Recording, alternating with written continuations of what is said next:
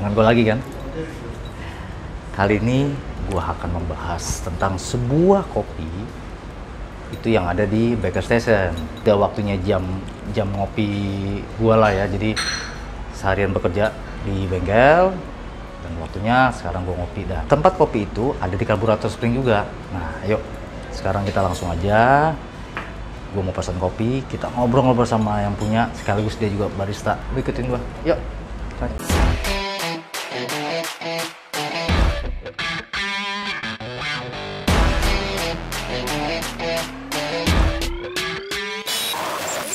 Sorry Jack. Baik. Boleh duduk kayak gue ya? Boleh duduk. Jangan tiduran, apa guling-gulingan? Ya. Halo Mbak, pesan kopi juga? Iya nih Mas. Oh, aduh. Masnya juga? Iyalah, masa saya duduk nongkrong doang, pesen kopi dulu dong. Nah itu apa tuh Jack? Ini sifon, Pak. Sifon? Iya. Apa tuh sifon? Biasanya sih dari sifon ini lebih ke aroma sih. Oh, lebih ke aroma? Iya. Oke. Biasanya Bang V60 mau coba yang baru gak? Boleh? Kayak nail drip. Boleh. Dia Ini tadi, kayak- ini kenapa? Sifon? Iya. Apa nih? Cara buatnya gimana? Oke, metodenya sih manual brewing tetap. Manual Iya, brew. kopi hitam. Oke. Jadi di sini kan ada beberapa alat nih. Mhm. Kayak V60, nail drip sama sifon sebenarnya mewakilin karakter, Oke. kesukaan gitu. Jadi tadi simbahnya suka aroma gitu kan. Mhm. Jadi direkomendasi pakai sifon. Oke. Oke, Abang kan sukanya biasanya V60 ya? Siap, Tapi kali ini boleh. Oh, lo mau bikin gue pakai beda? nail drip. Nah, biasanya tuh gue minta bikinin sama Jack itu model V60 Jack ya. Iya. Nah, sekarang kita bikin Nail drip. nail drip. Seperti apa tuh nail dripnya tuh? Lo lihat sendiri. Ini juga ada model sifon. Dia model dibakar. Mesti pakai api Jack ya? Iya. Wah, jadi dibakar. Terus caranya gimana tuh Jack? Setelah dibakar dia mendidih, airnya naik ke atas atau gimana? Iya, airnya naik ke atas. Oke. Kayak di laboratorium gitu, Bang. Nah, iya itu dia makanya yang bikin gue penasaran bahwa tabungnya itu kayak model di lab ya kan. Nah, di bawah itu ada dibakar, dikasih air, kopinya di atas. Setelah dia mendidih, si air itu naik ke atas tuh. Naik ke atas, dia ngaduk aja ya. Iya. Ngaduk kopi yang ada di atas. Setelah selesai semua, baru turun. Turun. Nah, kopinya akan turun. Nah, saat itulah kopi itu akan diseduh. Itulah dia cara pembuatan kopi dengan menggunakan sifon. Nah, sekarang lo bikinin gue model pakai nail drip. Nah, untuk kopi apa sih Jack yang lo siapin di sini? Buat saat ini umum sih. Umum ya? Robusta sama Arabica. Oh, Robusta sama Arabica Iya, ya. kebetulan buat Arabicanya ada Bajawa sama Garut.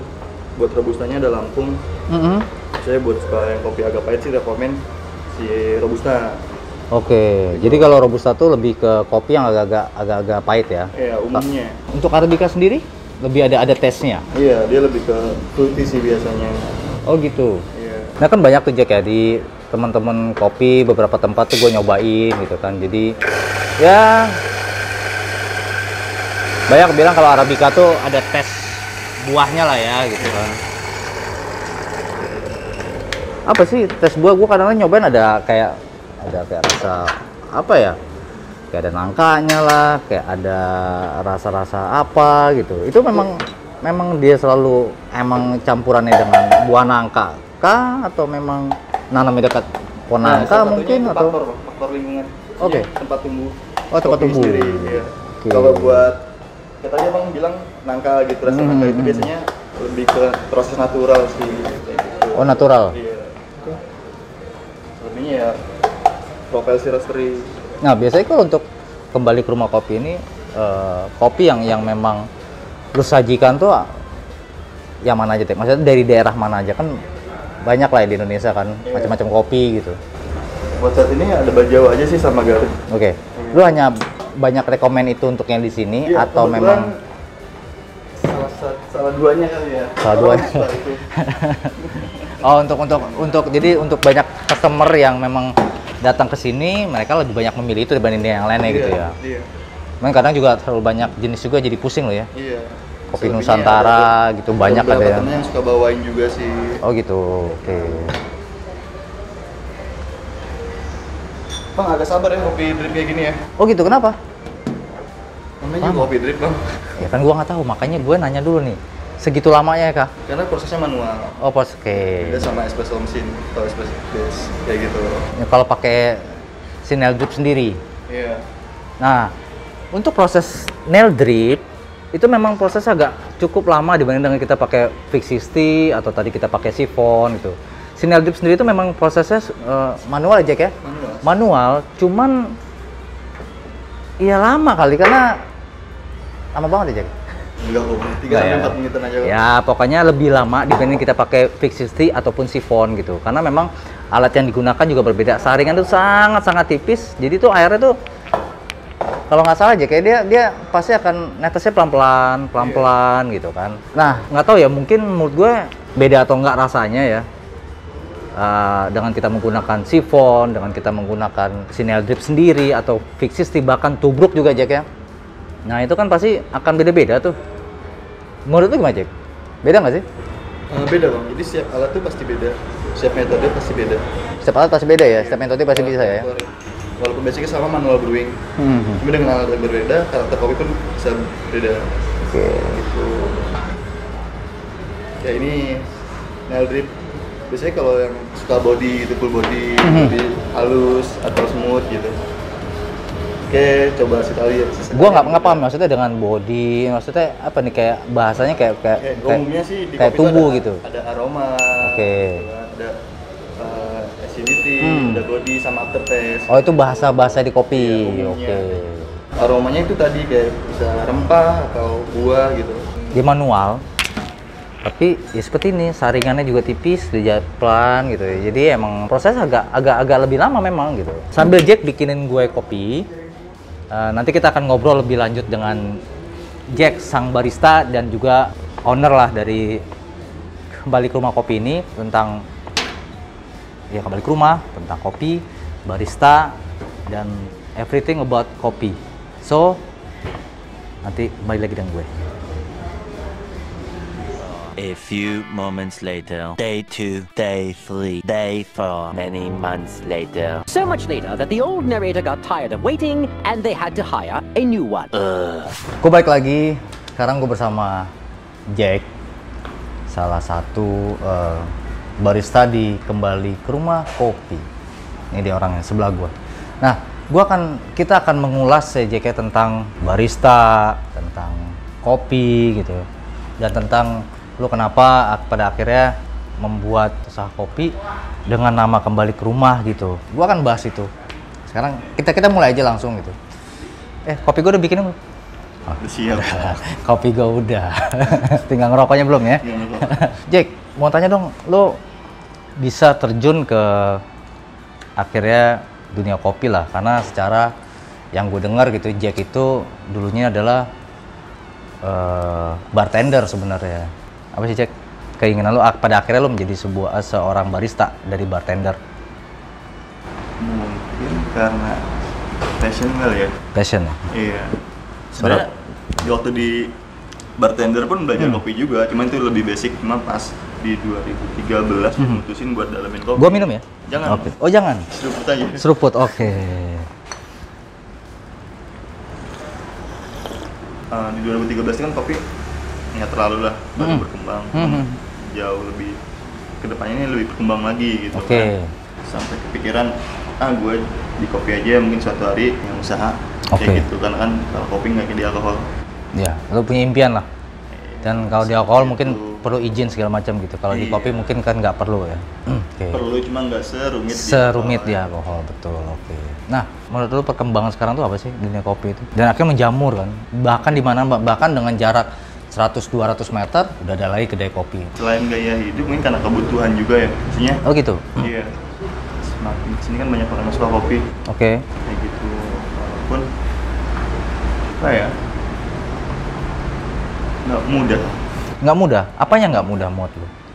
Kalau ngomongin bisnisnya ya. Tahu sendiri kan di Jakarta, terutama selatan ya. Iya. Persaingan terlalu banyak ya. Hampir setiap berapa meter pasti ada. Betul. Cuma ya kayak gitu, setiap kedai kan punya konsep yang berbeda. Iya. Jadi setiap kedai itu memang punya konsep berbeda jadi gimana cara kita mengolah ya sebenarnya kan. Iya. Nah, kadang-kadang kan tuh kita nongkrong di tempat kopi A, B, C gitu. Gue ngobrol dengan barista gitu kan. Banyak yang bilang tuh bahwa dengan kopi yang sama, dengan takaran yang sama, beda tangan, beda rasa. Benar nggak sih itu? Bener sih bang. Benar ya? Iya, walaupun semua ada standarisasinya gitu kan. Oh, ada standarisasinya. Oke. Sebenarnya kalau beda tangan beda rasa itu kan baik lagi si baristanya. Oh gitu? Iya, terkadang kita udah ngasih standarisasi, cuma si baristanya nih sebenarnya bukan yang ngeyel, tapi dia pengen berkembang. Oke. Intinya apa yang dia buat dia tanggung jawab sih. Oh gitu? Gitu, karena kan kayak buat kopi itu nggak usah jauh-jauh soal kopi deh, masalah air pun jadi masalah juga sebenarnya. Oh gitu? Iya. Air pun jadi masalah? Iya. Oke, jadi pengaruh ya teman-teman tuh. Kalau kita ngopi itu sebenarnya, ya ini menurut standarisasinya seorang barista dengan konsep kopi yang seperti ini sebenarnya rata-rata ada standarisasinya dari air, dari alat, takarannya segala macem. Beda dengan kalau kita bikin kopi di rumah, ya suka-suka kita gitu. Dan memang banyak bilang bahwa juga kopi hitam memang bagus gitu ya. Ya maksudnya secara infonya buat jadi kesehatan. Jangan berlebihan sih bang. Jadi jangan berlebihan gitu ya. Ya. Maksimal 3-4 cangkir lah saya. 3-4 cangkir? Iya. Apa sih yang menurut lo tuh harusnya tuh jadi barista tuh seperti apa gitu? Ini gua agak tidak menginginkan teman-teman barista tidak, tapi hanya gua pengen tahu dan mungkin teman-teman lain pengen tahu itu yang selama ini bahwa kita nganggap barista tuh oh ya sudah dia sudah bisa tahu semua gitu. Tapi terkadang baru ini aja udah disebut barista gitu. Gimana menurut Jack? Mungkin karena kebutuhan SDM juga kali ya. Oh gitu? Iya. Apalagi sekarang barista nggak dipandang sebelah mata juga. Jadi saran lu nih lah sebagai seorang barista apa sih gitu? Karena kan terkadang juga ketika gue juga pernah datang gitu ke sebuah kopi ketika ada, nih ada kopi apa aja? Yang ada di depan aja mas. Ya apa aja? Ya pokoknya yang ada di depan. Ya jawabnya begitu. Gue juga tahu kok ada di depan. Maksudnya tuh apa gitu? Harus luas kali ya. Luas ya? Ya dalam artian luas nih lebih ke attitude sih. Kayak gitu. Kayak customer datang kan nggak cuma mau ngopi aja, pasti pengen nanya, ngobrol sesuatu tentang kopi. Jadi feedbacknya pun ke kita juga sebenarnya. Nah jadi saran lu apa nih buat mereka tuh sih? Buat barista deh. Komunikatif sih. Dalam hal produk. Oh produk. Dia tahu selera si customer walaupun itu subjektif ya selera. Tapi seenggaknya kan jadi kita tahu oh selera si customer ini kayak gini kayak gitu. Jadi kayaknya lo harus ngikutin gue deh. Oh enggak, oke. Jadi mereka punya style masing-masing. Iya. Nah, apa namanya alat deh? Kalau ngeliat equipment ya bang, ini balik lagi konsep. Oh gitu. Iya, jadi kembali ke rumah ini awalnya kopi catering konsepnya. Konsepnya kopi catering. Jadi dari satu tempat kayak acara kantor, pernikahan atau apa gitu. Jadi di sini lebih diutamakan manual brew, kayak ada P60, Siphon, Nail Drip, Vietnam Drip kayak gitu. Jadi konsep yang disajikan oleh kembali ke rumah itu sebenarnya sederhana aja kan? Sederhana. Sesederhana apa sih Jack? Sederhana di rumah. Senikmat kopi di rumah. Senikmat kopi di rumah. Jadi konsepnya kembali ke rumah itu seperti itu. Nah saran lu deh apa sih buat teman-teman yang di rumah gitu? Karena kan nggak semua orang punya alat. Tapi jadi sebuah keharusan sih bang. Oh gitu. Jadi yang kecil kalau bisa beli kopi yang roast bean dan itu jangan di green. Dalam artian jangan dihalusin di coffee shopnya atau di tempat beli. Oke.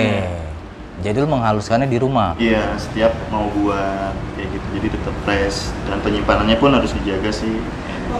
Ya. Punya hand grinder lah di rumah. Yang gini ya? Iya, manual gitu. Manual. Nah, harapan lu sendiri Jack tentang kembali ke rumah ini apa sih Jack? Lu pengennya ke depan tuh darinya lu sosok seorang bartender, karyawan, dan akhirnya lu menjadi founder di sini. Apa sih? Harapannya? Yang pasti rame. Jadi itulah obrolan gue sama Jack, sang barista di kembali ke rumah yang ada di Karburator Spring ya Jack ya? Iya kan. Jadi prinsip dia adalah membuat ini dengan nama kembali ke rumah itu sangat sederhana, dari equipmentnya pun sederhana, dari alat yang disediakan pun sederhana, dan kopinya pun sederhana. Karena kenapa? Memang tujuannya adalah untuk membuat sebuah kopi itu adalah senikmat di rumah ya Jack ya? Iya. Nah, untuk barista ya mungkin lebih banyak luas tadi Jack ya? Iya. Menurut Jack itu adalah lebih luas, ada apa ya, knowledge tentang produk itu sendiri, gitu Jack ya. Iya. Penting banget. Penting banget ya. Oke.